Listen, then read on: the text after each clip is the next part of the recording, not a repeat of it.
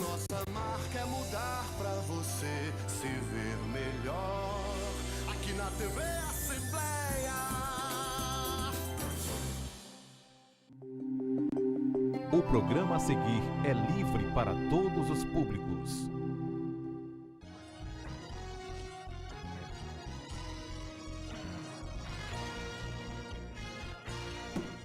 Olá, boa noite. Está no ar o Questão de Ordem. Hoje, quarta-feira, já estamos na semana do Carnaval. O Carnaval começa no sábado e eu quero convidar você para não perder o Questão de Ordem da sexta-feira, depois de amanhã, porque nós vamos falar de Carnaval com um grande jornalista e carnavalesco, inclusive fundador de blocos, de baracatus, Paulo Tadeu, que foi presidente, inclusive, do Comitê de Imprensa aqui da Assembleia Legislativa. Na sexta-feira ele vai estar aqui comigo no Questão de Ordem. O nosso assunto hoje é um desafio que está amedrontando médicos, pais, não é? A comunidade científica, mães, porque é um desafio de adolescentes na internet. É o quebra-crânio, uma brincadeira altamente perigosa que pode deixar sequelas muito graves, inclusive lesões seríssimas. Pode levar, inclusive, até a morte. A própria Sociedade Brasileira de Neurologia manifestou-se oficialmente através de uma nota, porque, segundo a entidade dos médicos, a queda provocada por esta brincadeira de mau gosto de adolescentes pode provocar lesões irreversíveis no crânio e até um traumatismo crânioencefálico, além de danos à coluna vertical. Vamos falar deste e de outros assuntos hoje aqui. Eu recebo um grande especialista, um grande colaborador do programa, médico, neurologista, presidente da Sociedade Cearense de Neurologia e Neurocirurgia. Ele, inclusive, é médico neurologista infantil do Hospital Infantil Albert Sabin, aqui de Fortaleza. Doutor André Pessoa, comigo, aqui no programa Questão de Ordem. Cumprimento você que nos vê na TV e nos ouve pela 96,7. Doutor André, muito boa noite mais uma vez. Prazer recebê-lo. Tudo bem? Tudo bem, é sempre uma honra estar aqui colaborando, né, com todos os telespectadores e ouvintes aí do teu programa. Doutor, o que é esse quebra-crânio? Eu confesso que eu já tinha ouvido falar, mas eu nunca tive curiosidade para ver. Esses meninos estão ficando tudo doido, doutor André? O que é isso, hein? É complicado. A gente, como um cidadão qualquer, a gente foi surpreendido por esse vídeo, né, que foi difundido aí por redes sociais e por WhatsApp, né? É uma brincadeira, entre aspas. Se é que a gente pode dizer que isso é uma brincadeira, né? Brincadeira de péssimo gosto, né? Péssimo gosto. Em que acho que as pessoas, a gente está falando aqui, mas a maioria das pessoas já viu, já teve contato, né? Em que dois indivíduos têm uma brincadeira, entre aspas, de derrubar, né? Um indivíduo que pula, né, ao ar e toma uma rasteira, né? Então, ele cai com a cabeça para trás, né? Batendo Quer dizer, impacto, chegam dois e dão uma rasteira no menino. É difícil descrever, mas é uma bobagem tão grande que ficam três, né? E o do meio, que é a vítima. Então, eles pulam, né? Os dois amigos, né, entre aspas, pulam e, na sequência, esse indivíduo do meio, ele pula e, quando ele vai pular, ele sofre uma rasteira. E ele sabe que vai sofrer a rasteira? Não, ele não sabe. Ele não sabe. Isso eu acho que é o grande problema, porque quando você tem uma queda esperada, né, você tem a chance de se defender e minimizar o impacto. Uma tendência nossa, geralmente, de proteger a cabeça, braços, né? Então, você pode... Isso também poderia... Não que ficasse tranquilo, né? Porque existiria o risco de fratura de punho, de mão, de braço, enfim, problemas de ombro. É uma fratura exposta. Né? Sim. Mas aí o pior é que, como o indivíduo não sabe o que vai acontecer, ele tende a cair desprotegido, né? Ele tende a cair com a parte posterior da cabeça, né? Esse impacto e muitas vezes podendo ser grave e, como você falou bem, assim, com risco até de lesão também cervical, né? Isso. Da coluna cervical. Um adolescente já morreu?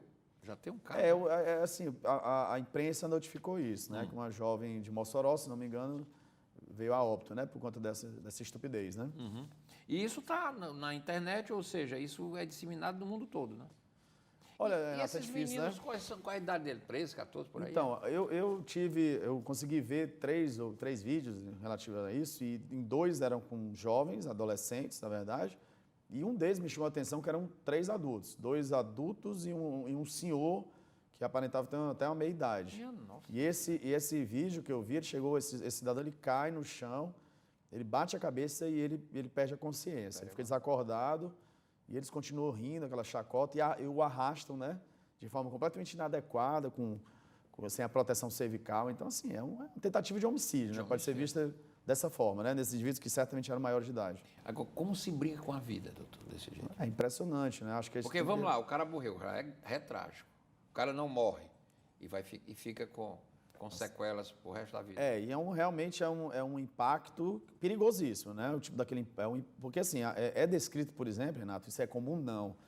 Mas é descrito, inclusive, o óbito após um soco, né? De uma briga, por exemplo. Então, a gente teve um caso no Rio de Janeiro, acho que um tempo atrás, que caiu na mídia, né? Foi notificado pelo Fantástico, a questão de um argentino que foi agredido no Rio de Janeiro e as câmeras flagraram, né, a queda dele, ele tomou um soco e ele caiu e a queda foi muito feia, né? Bateu a cabeça ao solo e aquilo provavelmente o motivo do óbito foi não o soco em si, a queda, né? Pancada, né? A queda. Tem um movimento no Reino Unido chamado One Punch Can't Kill, May Kill ou Can't Kill, posso estar enganado, mas quer dizer que um soco pode matar. Então existe essa conscientização, né? Às vezes o indivíduo acha que vai bater um soco. E dependendo da força, né? Porque tem um indivíduo que tem massa, que treina, ele tem o peso de um soco como se ele fosse um boxeador profissional. Não, com certeza, é perigoso, né? Perigoso. E assim, não só o impacto do golpe em si, né? Mas a queda ao solo, né? E todos os mecanismos, né? De traumatismo craniano que podem acontecer. E tem um detalhe, né, doutor? E o indivíduo adulto que fizer isso, ele, em havendo óbito, ele pode ser imputado a ele um crime de homicídio. Com certeza. Culposo, que não teve a intenção de matar, mas ele pode responder por homicídio, ele pode ser condenado e ir para a cadeia. Sim, acho até doloso, né? Na minha área, mas porque de repente, pode ser interpretado, né? Uma agressão, né? Uma agressão ou dolo, né? Enfim. Mas eu acho que essa questão, ela... As crianças se envolvem em cada uma, tem o negócio da baleia, né? Tem uma série de coisas arriscadas que envolvem brincadeiras graves pela internet. E as crianças, daquela coisa, né, do perigo, não é uma coisa que, nessa fase da idade, né, a pré-adolescência, as crianças são muito susceptíveis a essa coisa do perigo, né? Às vezes sem ter a dimensão do tamanho do perigo. Né? Sim.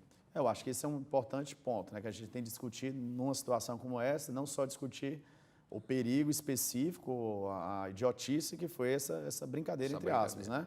Acho que a gente tem que discutir um negócio mais profundo, que é a questão da penetrância da internet, do digital, dessas redes sociais, do tipo de brincadeiras, de atitudes que são perigosas, né? E colocam em risco a vida, atitudes que às vezes até de certa forma estimulam o suicídio, né? Práticas de suicídio, enfim. E acho que isso cabe a uma reflexão muito profunda, né? Da sociedade de uma forma geral, desde do uso precoce e abusivo de digitais, né? Por crianças e adolescentes, né? Da falta de monitorização, de supervisão dos pais sobre o que as crianças estão acessando, né, pelo aparelho digital, né? A questão legal, né, da legislação e até mesmo policial, né? De certa forma, que o indivíduo que criou, quem foi que criou isso? Quem criou esse desafio da baleia que você está falando e esse quebra-crânio? Quem foi que criou? Esse indivíduo ele deve responder por isso, né? Se ele causou impacto... Então, assim, então deve haver a supervisão, deve haver a fiscalização dos órgãos responsáveis, né? De ir atrás, de investigar e de punir até quem propaga isso, né? Quem propaga, quem vai fazendo, mesmo que não gere um problema para aquele indivíduo que sofreu essa brincadeira de mau gosto, né? Porque a internet tem muita coisa importante, mas tem muita porcaria, né? Haja visto agora... A Polícia Federal, né, fez uma ação junto com de pornografia infantil, uma coisa... Aquilo é um cara que passa aquilo ali, que propaga, é um acelerado, é um indivíduo completamente desprovido de qualquer critério ético de vida.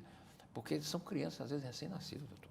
Absurdo. É um absurdo. Eu vi imagens, inclusive a atual ministra, Damares, quando ela era assessora, ela é advogada, assessora do Magno Malta, daquela CPI da exploração infantil, ela esteve aqui em Fortaleza, eu tive a oportunidade de entrevistá-la, ela disse, você quer ver? Ela estava no celular, eu tenho aqui mais de 1000 imagens, eu não aguentei 10. Eu digo, não, para, não tenho estômago para isso. É uma coisa absurda, é uma coisa abjeta, é uma coisa de você olhar assim, que mundo é este? Que humanidade é esta? Quer dizer, nós somos capazes de fabricar algumas espécimes de pessoas humanas completamente, que às vezes a gente chega à percepção, será que a nossa raça faliu mesmo, esgotou, não dá mais? Mas, por outro lado, nós temos também belos espécimes de seres humanos. Mas o que a gente vê de aberração na internet é uma coisa absurda. Então eu acho que é mais o um indivíduo que se motivo da diverte com um negócio desse. Exato, acho que é mais um alerta à sociedade, aos pais, né, de terem esse rigor, os pais, as pessoas que criam as crianças, os responsáveis, tio, tia, enfim, avó, avô. Monitoramento. De monitorar o que está sendo visto, né, por celular. Hoje em dia a gente vê na prática clínica, eu como neurologista infantil, esse acesso muito precoce, né, de aparelho eletrônico, principalmente celular. Então, você vai vendo hoje crianças com 12 anos com smartphone, uma coisa completamente absurda, né? Absurda. Então, eu peguei já meus filhos, já nessa geração Y, né, chamada, mas eu sempre tive a preocupação de hora de dormir, de olhar o que é que está vendo aí. Não, pode desligar esse computador. Porque se deixar, eles ficam a madrugada toda, ninguém sabe o que eles estão vendo. Sim. Você está dormindo e isso virou recorrente. E aí é onde eles descobrem essas zonas darks de internet, que tem tudo que não presta. Deep Web, né? Então, assim, a questão até o risco ele vem mudando, né? Então, algumas gerações atrás, a gente tinha televisão, década de 80, que era um que atrapalhava muito, né? Você tinha um rigor do conteúdo, né? Enfim, do que eles assistiam, a questão do tempo de tela. E isso vai mudando, né? Aconteceu o videogame, depois o computador. Hoje, eu posso dizer para vocês que é o celular, né? Então, o celular, você vê as crianças mais novas que têm independência digital, o principal foco deles ou é o celular ou o tablet, que são portáteis, né? Eles são conectados. As crianças, cada vez mais, elas têm mais facilidade, né? Com a questão da eletrônica, da logística, né? Esses aparelhos, eles são muito fáceis, né? Manipulados, eles são, né? As crianças conseguem cada vez mais, às vezes, você vê uma criança acessar mais fácil que um adulto. A gente não gosta bem, isso parece interessante. Uma criança aprende mais rápido, né? A lógica do funcionamento do eletrônico, né? Isso tem trazido problemas nas mais diversas esferas, né? Desde déficit de atenção, de poder piorar a atenção, de causar cansaço mental, de atrapalhar o sono, principalmente o início do sono, pelo problema da higiene de sono. E a falta de sono ocasiona uma série de problemas. Não, assédio, aí alterar o sono é tema para 10 programas. Né? Então, assim, E aí a questão da interação social, então tem estudo aí estudo interrogando, por exemplo, a relação do abuso de digitais com o aumento da prevalência de autismo, por exemplo, enfim, não é uma relação tão direta assim como se pensa, mas pode ter alguma relação realmente, né? Tem muito artigo sobre isso, versando sobre isso. Então é uma coisa muito séria. E dentro de todos esses riscos e problemas existe a questão de coisas como babaquice, né? Como essa que a gente pode falar assim, né? É uma babaquice. Não tem outro termo, né? A gente tenta mudar, falar um certo. É uma tremenda uma babaquice. O senhor citou aí o caso de adultos e um senhor já de idade, um idoso. Isso me chamou aí é uma babaquice meia, né? E tem, né? Porque, então, pelo amor de Deus. Eu acho que é importante falar, Renato, que assim, o trauma craniano, ele pode já ali naquele momento, ele pode variar. Você tem um traumatismo, né? E não ter nada a Nem curto todo prazo. trauma mata. Nem todo trauma mata, mas pode deixar sequelas a curto prazo. E se esse trauma for, de certa forma, repetitivo, ele pode levar a problemas mais crônicos, né? Que vão manifestar-se com mais tempo. O caso, por exemplo, eu sempre gostei muito de luta de boxe. Eu não gosto desse vale tudo, porque eu acho que aquilo ali nos remete à Roma antiga, onde os gladiadores lutavam para até morrer. Que eu acho que aquilo é um homicídio. Você dá uma joelhada na cabeça do indivíduo, eu não acho aquilo esporte. Eu me recuso a assistir MMA, UFC, eu não assisto isso. O boxe eu gostava porque tinha técnica. Mas mesmo o boxe teve problema de sequela, né? O Muhammad Ali desenvolveu o mal de Parkinson, né? Por conta de tanta pancada na cabeça. Isso na neurologia está bem estabelecido, né? Tanto a demência pugilística, né? Como o Parkinson relacionado ao pugilismo. Isso já está bem estabelecido, não é uma coisa, não é novo, né? Já está bem esclarecido.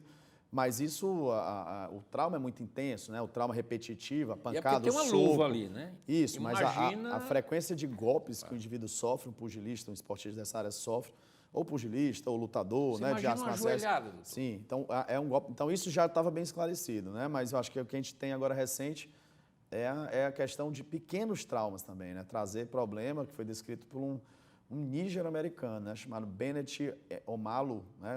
Ele é o quê? Ele é nigeriano. Sim. E ele migrou para os Estados Unidos, médico. Um médico nigeriano, patologista. ele migrou para os Estados Unidos, fez mestrado e pesquisa lá, e ele foi um cara altamente importante, porque ele descobriu em ex-jogadores da NFL, né, que é o futebol americano, Sim. que indivíduos que têm, né, teoricamente, toda a proteção, né, para o trauma, o capacete, o colete, né, eles têm proteção. Pois é, o doutor André Pessoa está aqui comigo, presidente da Sociedade Cearense de Neurologia e Neurocirurgia. E a gente estava conversando sobre eu fiquei assim, espantado, porque essa pesquisa que ele está citando refere-se àquele jogador do chamado Super Bowl, aquela bola oval dos Estados Unidos, em que aqueles jogadores lutam todos protegidos, eles têm proteção aqui na clavícula, nos ombros e na cabeça. E mesmo assim, desenvolveu-se problemas. Né? Esse foi um assunto bem interessante, gerou um filme. Quer dizer, né, um trauma sobre isso. leve, mas Repetitivo, né? Então, esse é o problema também, né? Que você não é só aquela pancada mais forte, com uma frequência alta e, de certa forma, desprotegida, como acontece tanto no boxe como nas artes marciais. Então, são indivíduos que têm pequenos traumas considerados aceitáveis, né? Mas que, com o tempo, vários indivíduos desenvolveram sintomas de demência, né? De declínio cognitivo, de alterações psiquiátricas, alterações do humor, tendências suicidas, agressividade. Teve um caso de um indivíduo que matou matou um colega e se matou, né?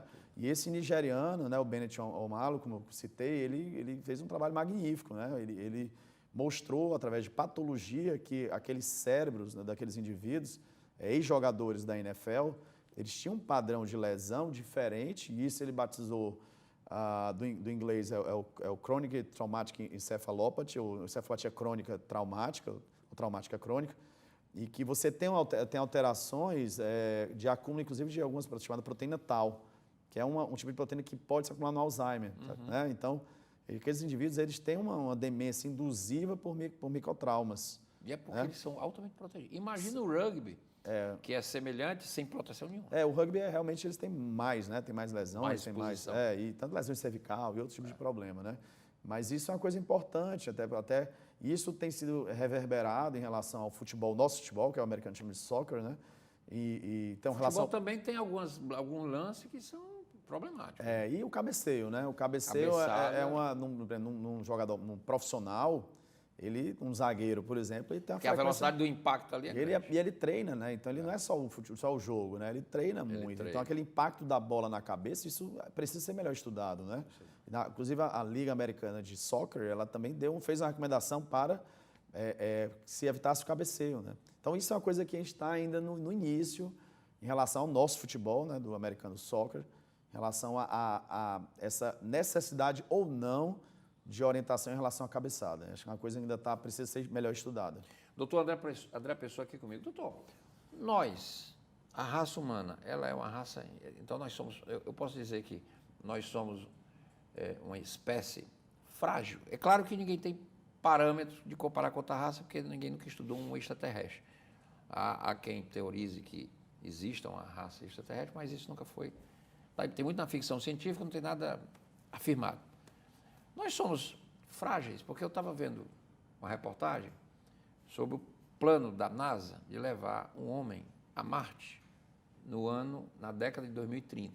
Entre 2030, que está bem pertinho, daqui a 10 anos, entre 2030 e 2040, o homem deve levar uma missão tripulada a Marte. Com um detalhe, essa missão não volta. Com um detalhe, quem for vai morrer lá. Quem for vai ter uma vida estando em solo marciano de no máximo 3 a 4 anos. Porque a radiação lá é tão alta que o indivíduo vai desenvolver câncer. Então, eu fico aqui imaginando, a gente teve tanto processo de evolução ao longo de tantos milhões de anos, mas nós somos tão frágeis assim. Nós somos realmente frágeis, mas assim... É uma raça frágil, né? Mas acho que... Aqui no nosso planeta, ok, né? Nós estamos aqui, sim. Mas saiu daqui, não tem nenhum planeta parecido com o nosso. Não, com certeza. Assim, agora a espécie, né? A espécie humana, ela realmente... Mas ela está dentro do contexto do ser vivo, né? Eu acho que se você parar para pensar qual é a vida de uma mosca, qual é a vida de uma bactéria, de um vírus... Diz que a pressão lá é tão violenta em Marte que muda todo... Sim. O mecanismo... A gente tem... Talvez a maioria dos animais são menos longevos que nós, né? Que é a espécie humana. Mas tem, eventualmente, algumas espécies que duram tartaruga muito. Tartaruga vive muito. Se você colocar ser vivo uma árvore, então você vai ter um negócio, né? Uma vida podendo ter uma longevidade maior. Mas é isso, assim, a gente é frágil, por isso que esse tipo de atitude, de exposição a risco excessivo, deve ser muito bem controlado, né? As pessoas acham que são imortais mesmo. É porque o jogo de futebol, às vezes, uma queda desengonçada é complicado. Não sei, tu pode. Sim. Pode. O futebol, o nosso futebol, ele é um esporte perigoso, né? Ele Posso é de dizer isso pra ti. contato, né? E o contato você acaba não sabe de onde ele vem, né? Então ele tem muitos outros tipos de lesões, né? Lesões de joelho, de pé, de membro inferior, enfim. Então realmente é um esporte que tem o seu perigo, né? Associado. E quando aquela jogada que o senhor falou que os feitos sobem, que ele às vezes leva a cama de gato e cai completamente, né, desordenado. Aquilo pode quebrar a bacia, pode desconjuntar. Hoje o futebol está bem organizado em relação a isso, a medicina esportiva, né? Os médicos do esporte que trabalham com futebol, e eles têm cada vez se organizado mais, né? E trabalhado em relação a protocolos, né, de traumatismo craniano. Então, o jogador que tem um traumatismo considerável, ele fica em observação, muitas vezes ele é substituído. Tem hoje um atendimento, uma equipe dentro dos estádios que não tinha, né? Exatamente. Tem uma ambulância devidamente preparada com desfibrilador, que não tinha. Né? Então hoje tem-se a questão dos hematomas, né? Os tipos de sangramento diferentes. Existe por exemplo, o extradural, que os sintomas, eles não necessariamente sintomas neurológicos, são agudos, imediatos. Então, às vezes, tem uma pancada, vai para casa, e depois de 6 horas ou mais, às vezes... O protocolo manda dormir no hospital? Dependendo do traumatismo, pode sim ficar em observação, pode indicar uma tomografia ou não, né? Então, isso já é um campo mais profundo, mais complexo, né? Mas ele, dependendo do tipo de trauma, ele pode sim demandar uma observação maior. Por que no futebol, por exemplo, a gente sempre vê, chega um médico e começa a conversar para ver se o indivíduo se localiza? Exatamente. Por que isso é importante? Porque ali o indivíduo ele pode ter, no traumatismo craniano, ele pode ter uma alteração tanto no nível de consciência, ou seja, ele pode ficar um pouco sonolento, e até mesmo do conteúdo, né? Ele ficar desorientado, né? Ele está acordado, tudo, mas ele está desorientado, entendeu? Então, assim, ali ele já está avaliando a consciência do cidadão, né? Do indivíduo, né? Se ele está orientado, se ele sabe onde é que ele está. Se ele está desorientado, não se localiza espacialmente, é um mau sinal. Péssimo sinal, né? Péssimo sinal. E aí a questão é a manutenção. Até ele tem que recobrar isso aí, senão ele tem que já seguir para um hospital, né? Hospital imediatamente. Exatamente. Alguns querem voltar e os médicos tiram na hora, né? Tiram, mas muitas vezes o indivíduo próprio confuso, né? Ele perde a percepção do risco, né, que ele está exposto, da situação médica dele, clínica, e naquela impulsividade de querer jogar, de querer participar, ele pode perder essa percepção, né? Doutor André Pessoa aqui, presidente da Sociedade Cearense de Neurologia e Neurocirurgia. Vai começar o segundo Congresso Brasileiro, Neurogenética. O que é que o senhor pode nos falar, doutor, desse congresso? É agora em março? A gente vai ter essa área da neurogenética, é uma área que tem crescido no mundo todo, né? Hoje já tem mapeado em torno de O que é a neurogenética? A neurogenética a gente pode dizer que são doenças neurológicas, de uma forma geral, que são geneticamente determinadas, né? Então, são as doenças neurológicas geneticamente determinadas, passadas. Ou você pode dizer que são doenças genéticas com manifestação neurológica, dentre de outros sintomas. E é um grupo muito extenso, é um grupo grande que requer uma formação específica, né? Então, que ele junta conhecimentos, principalmente da neurologia, né? Da propedêutica neurológica, de como eu devo investigar, como eu devo, quais exames eu devo solicitar, e necessita também de conhecimento de genética, né? De base genética, enfim. E grande parte dessas doenças são doenças raras, né? Aliás, dia 29 agora é o Dia Mundial, né? De conscientização das doenças raras, né? E eu lendo, conversando, inclusive, fruto de programas que eu fiz, doutor, eu vou até fazer um programa sobre isso, há um problema hoje ainda na questão do diagnóstico. Parece que existem hoje poucos profissionais que podem diagnosticar uma doença rara. Se confunde muito as manifestações e muitas vezes se perde tempo, meses até o diagnóstico. Né? O próprio nome fala, doença rara, ela é uma doença... São poucos os especialistas em neurogenética, né? Pouquíssimos, né? Pouquíssimos. Então, assim, mas as doenças raras, ela acontecem não só no contexto da doença genética. Existe doença rara infecciosa, cardiológica, enfim, de todas as áreas, né? Acho que existem alguns levantamentos da OMS, né? Que existem em torno já de 6 a 8 mil doenças raras cadastradas, 6 a 8 mil, tá? E que estão em todas as áreas, a maior parte são genéticas, né? Mas existem em todas as áreas, e a maior parte na faixa etária pediátrica, e um número muito expressivo não chega aos 5 anos de idade. Então, realmente uma equação a ser resolvida, porque elas existem, são muitas, são numerosas, elas são raras individualmente, mas quando nós as juntamos, elas dão um número relativamente prevalente, né? Então, ou seja, praticamente todo médico vai ter contato com doença rara. E certamente ele vai ter dificuldade. Isso vem lá de trás, da formação médica, né? Que é uma equação também, a educação médica. O que ensinar, né? Ensinar o que é mais prevalente, que eu acho que essa é a tendência mesmo, né? De aprender o que é o mais simples, né? Para formar bons médicos generalistas. Eu acho que esse realmente tem que ser o sistema de saúde mesmo, né? Aquele indivíduo que conhece um pouco de tudo e não principalmente muito... nos hospitais públicos, né? Exato. E o médico de família, né? Que é uma excelente estratégia, né? De um bom sistema de saúde, né? Sei. Mas, ao mesmo tempo, dentro desse contexto, né? De que a medicina deve ser setorizada, atenção primária, secundária, terciária, né? Deve haver essa hierarquia. Ao mesmo tempo, você precisa ter um treinamento de doenças raras, né? Então, e a identificação, um mecanismo que possibilitem a identificação precoce, que aquela doença ali está fora do contexto de uma doença prevalente, ou seja, de uma doença comum, e aquele indivíduo não possa perder tempo, né? Para que ele não perca tempo e chegue ao médico. Qual é a recomendação? O senhor é um neurologista, atua lá no Hospital Infantil Albert Sabin, não é? Onde médicos dedicados, é um grande hospital, referência importante. Mas qual é o protocolo, por exemplo, um pediatra que não tem essa especialidade, ele recebe uma criança, porque eu vi um relato de uma mãe, o nenenzinho dela tinha um pescocinho mole, não endurecia, aquela coisa, né? É normal no início, a criança nasce toda molinha, depois ela vai rapidamente, no segundo mês ela vai, mas a criança, aquela cabeça como se estivesse solta, né? É um sinal de que tem algo ali que não está funcionando legal. E muitas vezes o pediatra, ele não... Qual o protocolo a seguir? Existe um protocolo médico? Existe um paradigma, assim, antigamente a pediatria era muito baseada na questão da avaliação do desenvolvimento neuropsicomotor. E essa visão ou esse paradigma ele foi substituído, tecnicamente deve ser substituído pela vigilância do desenvolvimento neuropsicomotor. Ou seja, a vigilância, enquanto a avaliação era uma coisa mais contemplativa e mais complacente, ou seja, aquela frase, é o tempo dele, ele tem um atrasozinho, mas vamos lá. Não, esse tipo de postura ele deve ser evitado. Então, você tem que estar atento aos marcos do desenvolvimento e você tem que agir precocemente, né? Existe um movimento do CDC, aquele órgão americano de controle de doenças, enfim, chamado Act Early, ou Haja Cedo.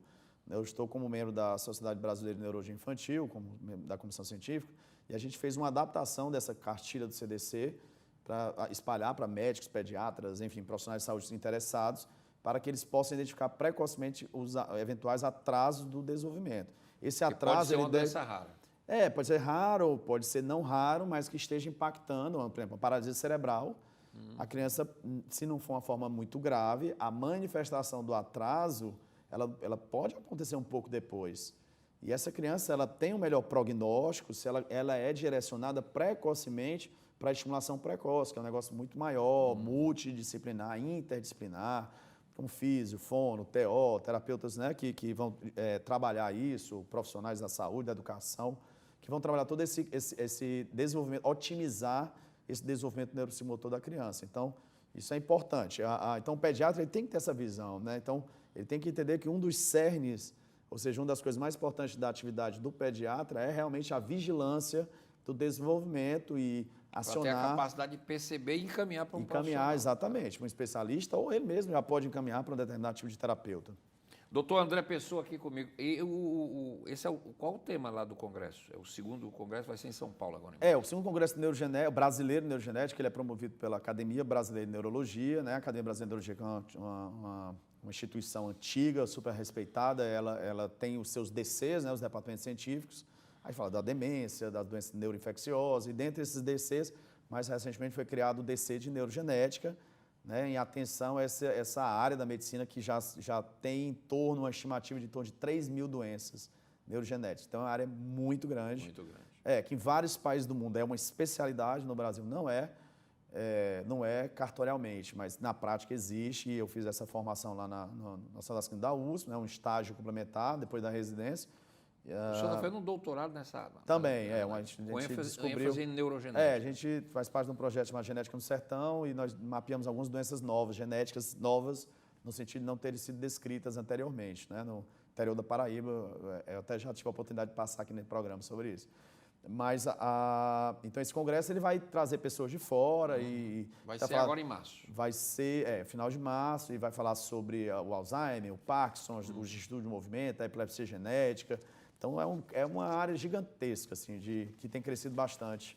E eu vou ter essa oportunidade de representar o Ceará apresentando uma aula lá. Tem alguma novidade do Alzheimer, doutor? Assim como você pode o Alzheimer, postergar? O Alzheimer, ele não é assim uma sentença, né? Todo mundo vai ter Alzheimer, não é. Mas ele está ficando muito comum, né? Renato, assim, como a gente sempre respeita a expertise. Tem pessoas que estudam mais Alzheimer, que, certamente, né? Muitos. Mas, assim, do ponto de vista genético, existem algumas formas de Alzheimer genético, isso acho que é importante a gente colocar. São formas principalmente dominantes, né? Ou seja, é possível você ter um Alzheimer completamente geneticamente determinado, né? Alguns genes já mapeados. Em relação ao tratamento que você está falando, ainda é um tratamento chama-se paliativo, acaba sendo paliativo, de manter funções, tratamento de comorbidades, né? Atrasar um pouco. Existia uma droga, que era um anticorpo monoclonal, que chegou muito próximo de ser aprovado, né, num ensaio clínico, mas ela caiu. É uma condição degenerativa, neurodegenerativa, né, doença de Alzheimer, que está relacionada com não só um fator, então se existe, por exemplo, um acúmulo de proteínas diferentes, tanto proteína beta-amiloide como a proteína tau, essa que eu falei que é acumulada na encefalopatia crônica traumática. Então isso dificulta muito a questão do tratamento. Você não tem um mecanismo homogêneo, muito homogêneo, assim, não existe uma cascata só de alteração patológica justificando a doença. Isso complica demais. E, infelizmente, uma medicação que até vi nos congressos americanos de neurologia sendo apresentada com alguma expectativa, recentemente, acho que entre 1 a 2 anos atrás, ela caiu. Ela caiu, ou seja, mostrou-se que, através de uma análise interina, que a própria indústria que estava desenvolvendo as pesquisas do ensaio clínico, mostraram que essa medicação não funcionava. Doutor André Pessoa, obrigado. Doutor André, a gente falou aqui, começamos a falar sobre essa coisa, não é, malsã, esse quebra-crânio, que é uma brincadeira de mau gosto, e a gente falou sobre algumas questões esportivas, né, o jogo do futebol americano. Aí, o senhor falou aí em pessoas que têm retardo mental, né, com algum problema mental, a Paralimpíada, eu digo isso porque eu tive a oportunidade de assistir uma Paralimpíada lá em Sydney, na Austrália. Eu fiquei maravilhado com as possibilidades de uma pessoa que tem uma deficiência. Uma deficiência.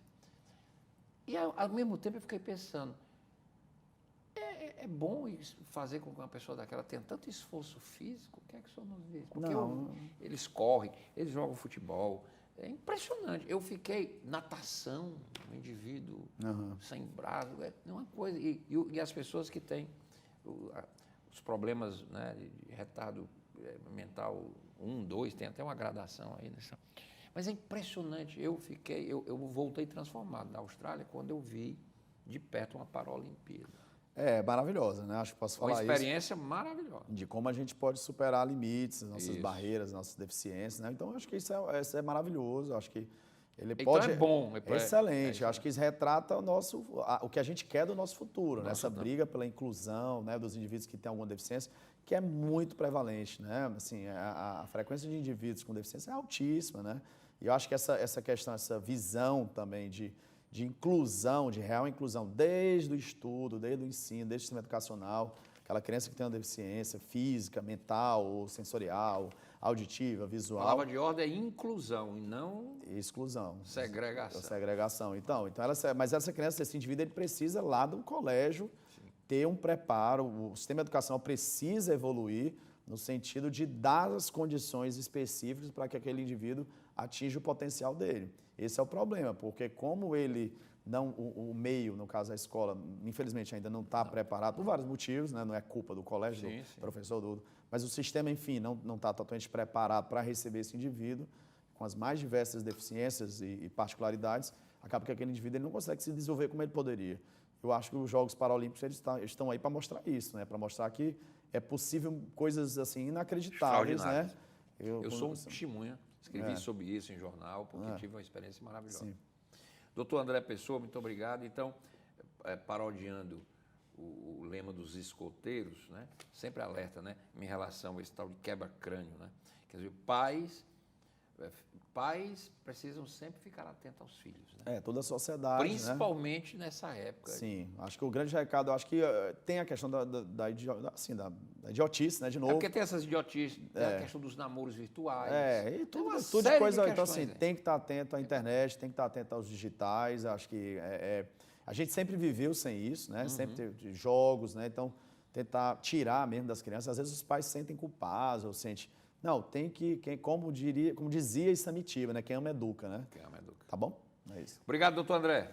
Um abraço. Mais Obrigado, uma vez. é sempre uma honra estar aqui dando alguma colaboração. Sempre ótimas e excelentes colaborações. Obrigado. Doutor André Pessoa, presidente da Sociedade Cearense de Neurologia e Neurocirurgia, aqui comigo hoje no programa Questão de Ordem. A gente fica por aqui, o programa volta amanhã. Até lá.